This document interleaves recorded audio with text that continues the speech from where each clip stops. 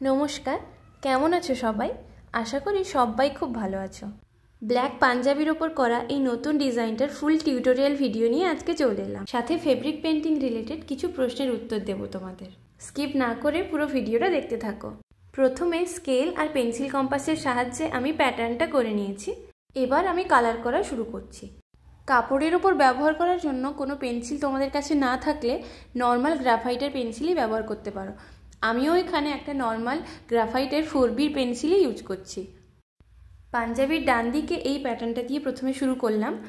এখানে যে তুলিটা আমি ব্যবহার করছি কলকার এই সরু সরু লাইনগুলো টানার জন্য, সেটা হলো ফেবার ক্যাস্টেল কোম্পানির 000 তুলি। আমি এর লিঙ্কটা দিয়ে দিয়েছি ডেসক্রিপশান বক্সে, তোমরা চাইলে অনলাইনে এটা পেয়ে যাবে। যারা বিগিনার্স আছো, প্রথম কলকা প্র্যাকটিস করছো, তারা এই তুলিটা ব্যবহার করতে পারো। এটা একদম সুটেবল। এই তুলি দিয়ে খুব সরু আর সূক্ষ্ম কাজ সহজেই করা যায়, তাই তোমরা এই তুলিটা অনলাইনে কিনে নিতে পারো। রঙের জন্য আমি বরাবরই ফেভিক্রিলের অ্যাক্রিলিক কালার ইউজ করি, তো এখানেও আমি সেই ফেভিক্রিলের সাদা রঙটাই ইউজ করছি। প্রথমে আমি এরকম ছোট ছোট গোলাপ কলকা করে নিচ্ছি। পদ্ম তো প্রচুর পরিমাণে করি, তোমরা দেখে দেখে নিশ্চয়ই বোর হয়ে গেছো। তাই এখানে আমি নতুন একটা ডিজাইন আনলাম, গোলাপ কলকার যে জাল ওয়ার্ক হয়, আমি সেটাই এখানে করার চেষ্টা করেছি।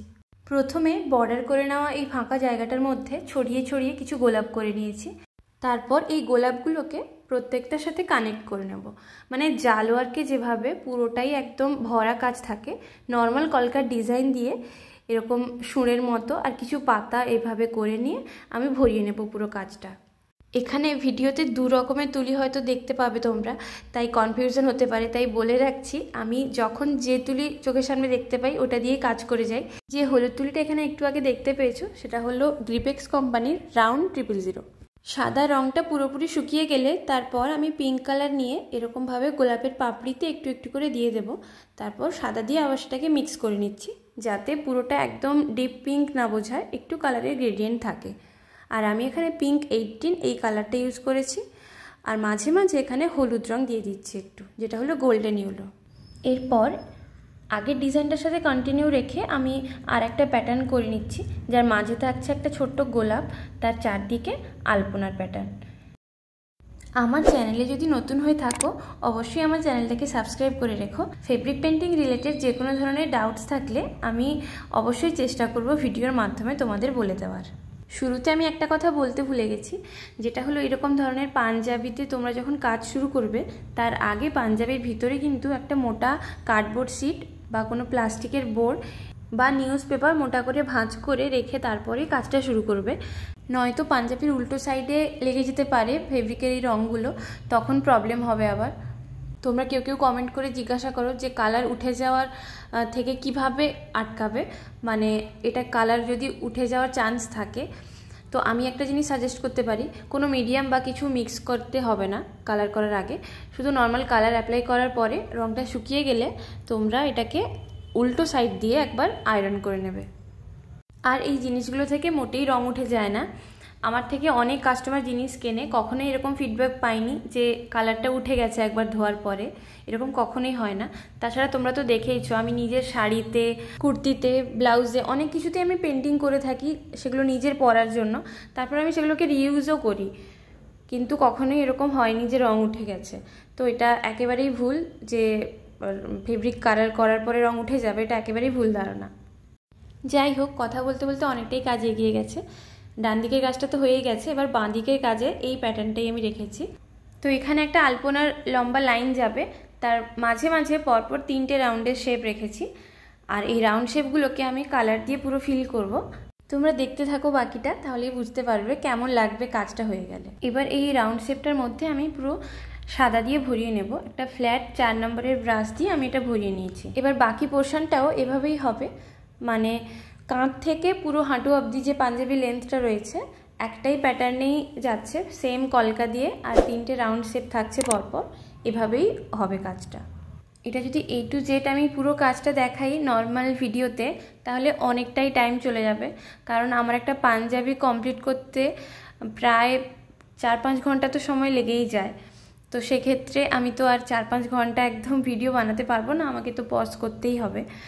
তো তাই আমি এটা হাইপার ল্যাপসেই শ্যুট করি, যাতে পুরো ডিজাইনের প্রসেসটা আমি তোমাদের সাথে শেয়ার করতে পারি। তাছাড়া এরকম কলকার এই ডিজাইনগুলো অ্যাকচুয়াল স্পিডে দেখলে খুবই বোরিং লাগবে, তার চেয়ে এরকম হাইপার ল্যাপসেই ভালো। এই রাউন্ড শেপগুলোতে আগে হোয়াইট দিয়ে একদম ভরিয়ে নেওয়ার কারণ একটাই, যেহেতু আমি ব্ল্যাকের ওপরে একটা কালারফুল ভাইবস ক্রিয়েট করতে চাইছি, তাই এখানে হোয়াইট কোট না দিলে কোনো কালারই কিন্তু ব্ল্যাকের ওপর ফুটবে না। ব্ল্যাক কালারের ফেব্রিকের উপরে যদি কোনো কালারফুল একটা ডিজাইন আমরা করতে চাই, সেক্ষেত্রে আমাদেরকে অবশ্যই হোয়াইট আগে অ্যাপ্লাই করতেই হবে, হোয়াইট ছাড়া কিন্তু হবেই না। অন্য যে কোনো রঙিন কালার যদি আমরা অনেক বেশি অ্যাপ্লাইও করি, তাও ব্ল্যাক শোক করে নেবে, ওই কালারফুল ভাইব্রেন্ট লুকটা দেবে না। তাই আমাদেরকে প্রথমে হোয়াইট অবশ্যই অ্যাপ্লাই করতে হবে, আর সাদা রং শুকিয়ে যাওয়া অবধি অবশ্যই ওয়েট করতে হবে, তারপরে আমরা অন্য যে কোনো কালার অ্যাপ্লাই করতে পারবো। এবার দুটো লম্বা লাইনের মধ্যে যে আলপনাটা রয়েছে আমি সেটার ক্লোজ ভিউ দেখাচ্ছি। তো এটাই হলো তার প্যাটার্ন। আমি পেন্সিলেই দেখতে পাচ্ছ ডিজাইনগুলো করে নিয়েছি, আর ব্ল্যাকের ওপর পেন্সিলটা দেখাও যাচ্ছিল, তাই আমার হোয়াইট পেন্সিল এখানে ইউজ করা লাগেনি। তোমরা চাইলে গ্রাফাইট পেন্সিল দিয়েই করতে পারবে। আর এখানে যে কলকার ডিজাইনটা করছি খুবই নর্মাল ডিজাইন, আমি প্রায়ই এগুলো করে থাকি। নর্মাল কলকার প্যাটার্নগুলো দিয়ে আমি পুরো ডিজাইনটা এখানে ভরিয়ে নিচ্ছি। আর সব থেকে ইম্পর্টেন্ট কথা এখনও বলা হয়নি, যেটা হলো মিডিয়াম। আমি কিন্তু এখানে কোনো মিডিয়াম মিক্স করিনি, একদমই প্লেন যে কালারটা হয় অনলি কালার, আমি শুধু কালার দিয়েই কাজটা করেছি। এবার পাঞ্জাবির মধ্যে যে 3টে রাউন্ড শেপ করেছিলাম তার 3টেতে আমি কালার অ্যাপ্লাই করব। প্রথমটাতে দিচ্ছি হলুদ আর কমলা।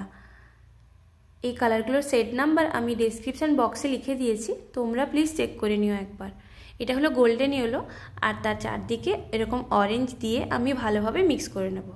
আর এই কালার মিক্সিং বা এই মাঝের যে এরিয়াতে কালার অ্যাপ্লাই করার জন্য আমি ফ্ল্যাট 4 নম্বরের এই ব্রাশটা ইউজ করছি। আর দেখতেই পাচ্ছ আমি কিন্তু কোনো মিডিয়াম মিক্স করিনি। তোমরা কালারের যে গাঢ়ত্ব দেখলেই বুঝতে পারবে, অতটাও পাতলা নয়, কিন্তু তাও খুব সুন্দরভাবে ব্লেন্ড হয়ে যাচ্ছে, কারণ আমি এখানে ফ্ল্যাট যে তুলি ব্যবহার করছি তার জন্য এটা হচ্ছে। পরের রাউন্ড শেপটা আমি পিঙ্ক কালারের করেছি। প্রথমে পিঙ্কের যে ব্রাইটার যে কালারটা সেটা বাইরে দিয়েছি, তারপর লাইট কালারটা দিয়ে ভালোভাবে মিক্স করে নেব। এইভাবে কালার মিক্স করার জন্য তোমরা অবশ্যই ফ্ল্যাট ব্রাশ ইউজ করো। যদি রাউন্ড ব্রাশে কালার মিক্স করো তাহলে কিন্তু মিক্সিংটা খুব একটা ভালো হয় না। এবার আসছি থার্ড রাউন্ডের শেপে। এখানে স্কাই ব্লু আর সেরুলেন ব্লু এই দুটো কালার মিক্স করে আমি ব্লুর এই গ্রেডিয়েন্টটা তৈরি করেছি। তোমরাই দেখে বলো ব্ল্যাকের ওপর এই কালারগুলো কি দারুণ ফুটছে, তাই না? এবার এদের মধ্যে কালারগুলো ভালোভাবে শুকিয়ে গেলে তারপর আমি আলপনা করা শুরু করেছি। প্রথমে ব্লুর মধ্যে এই হাঁসের আলপনাটা করে নিয়েছি। যেহেতু এটা সরস্বতী পুজো উপলক্ষে করা পাঞ্জাবি ছিল, তাই এখানে একটা ছোট্ট হাঁসের ডিজাইন আমি করেছি। আর পিঙ্কের মধ্যে রেখেছি বিনা, একটা ছোট্ট বিনার আলপনা করেছি, তার চারদিকে এরকম ছোট ছোট ফুল। আর হলুদের মধ্যে কি করব ভীষণ কনফিউজ ছিলাম।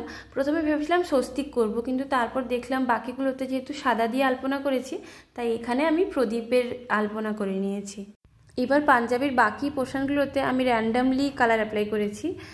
হলুদ, সবুজ, যেখানে পাতা, কুঁড়ি এইসব দেখে দেখে নিজের মনের মতো করে কালার অ্যাপ্লাই করে গেছি। একটা আইসক্রিম কাঠিকে আমি এখানে ডট দেওয়ার জন্য টুল কিট হিসেবে ইউজ করেছি।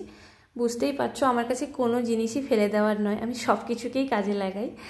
তো এইভাবে ডটগুলো দিয়ে নেওয়ার পরে আমি আর একটু যেখানে যেখানে কালার ছেড়ে গেছে সেই জায়গাগুলোতে সাদা রং আবার একটু করে অ্যাপ্লাই করে নিয়েছি।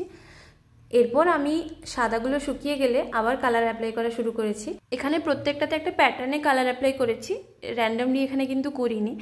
তো হলুদ, গোলাপি, নীল আর সবুজ পরপর এভাবে দিয়ে একটা কালারফুল পুরো ভাইবস এখানে তৈরি হয়ে গেছে। তোমরা দেখে জানিও কেমন হয়েছে এই ডিজাইনটা। এবার আসছি পাঞ্জাবির হাতায়। এখানে আমি খুবই সিম্পল একটা বর্ডার করেছি। প্রথমে সাদা দিয়ে এরকম দুটো লাইন টেনে নিয়ে তারপর এরকম ছোট ছোট কিছু কলকার মোটিভ করে নেব। আমি যতগুলোর ভিডিও বানাই সবই আমার অর্ডারের কাজ, আর অর্ডারের কাজের চাপ থাকলে প্রত্যেকটা জিনিসের ডিটেলসে ভিডিও বানানো হয়ে ওঠে না, তাই যেগুলোর সময় পাই ওগুলোরই ভিডিও বানাই। তোমরা আমাকে কমেন্ট করে জিজ্ঞাসা করতে পারো, তোমাদের কোনো ডাউট থাকলে আমি অবশ্যই বলে দেবো। আর তোমরা যারা আমার থেকে হ্যান্ড পেন্টেড পাঞ্জাবি, শাড়ি বা বেবি ড্রেস, কুর্তি এইসব নিতে চাও, আমার সাথে ডাইরেক্ট হোয়াটসঅ্যাপেই যোগাযোগ করতে পারো। ডেসক্রিপশানে আমার হোয়াটসঅ্যাপ নাম্বার দেওয়া আছে, আর তাছাড়া আমার ইনস্টাগ্রামের লিঙ্কও দেওয়া থাকলো, তোমরা চাইলে ওখানেও ডিএম করতে পারো বা আমাকে ফলো করতে পারো। সাদা দিয়ে এইভাবে প্রথমে ডিজাইনটা করে শুকিয়ে নিলাম। তারপরে আমি আবার এখানে কালার অ্যাপ্লাই করব। কালার অ্যাপ্লাই করার সময় দেখতেই পাচ্ছ আমি কিন্তু সাদাটাকে পুরো ভরাইনি, একটু করে ছেড়ে গেছি যাতে করে হাইলাইট করা যায়। পাঞ্জাবিতে যেই কালারগুলো দিয়েছিলাম পাঞ্জাবির হাতাতেও আমি সেই কালারগুলো একটু করে অ্যাপ্লাই করে নিয়েছি। এবার তোমরা পাঞ্জাবির ফুল লুকটা দেখে বলো কেমন লাগলো তোমাদের এই প্যাটার্নটা, আর পাঞ্জাবির ডিজাইনটাই বা কেমন হয়েছে। সম্পূর্ণ আমার নিজের ভাবনা দিয়েই পাঞ্জাবির ডিজাইনটা করা।